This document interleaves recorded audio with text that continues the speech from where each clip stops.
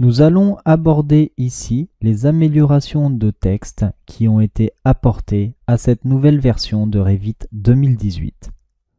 Afin de visualiser ces améliorations, vous avez la possibilité d'utiliser le fichier source à cette formation qui s'appelle Construction Architecture Alform et que vous retrouvez donc sur le site alform.com. Vous allez ensuite descendre dans votre arborescence de projet et vous mettre actif sur la feuille A0, feuille 3 du projet. À ce moment-là, nous allons réaliser une annotation pour visualiser les améliorations. Vous allez donc ici dans l'onglet Annoter, puis vous allez sélectionner l'outil texte. Vous allez ici sélectionner l'endroit d'insertion de votre texte, comme ceci. Puis vous allez écrire Nota, vous allez aller à la ligne et vous allez insérer des puces. Donc ça, c'était une amélioration qu'il y avait l'année précédente. On va mettre toutes les cotes sont estimées et on va aller à la ligne. Donc une grosse nouveauté que vous retrouvez sur Revit 2018, c'est l'insertion des symboles. En effet, avant, vous aviez la possibilité de les insérer, mais en connaissant leur code ASCII. Par exemple, pour un diamètre, Alt 0216.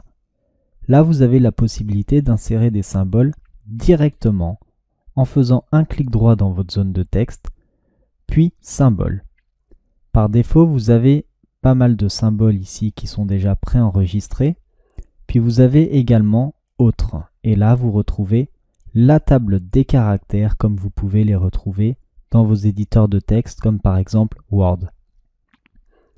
On va par exemple insérer un dièse, vous cliquez ici sur Sélectionner, ensuite vous cliquez sur Copier, vous fermez votre table de caractères et à ce moment-là, eh bien, vous faites par exemple un CTRL-V pour coller le symbole que vous aviez voulu insérer.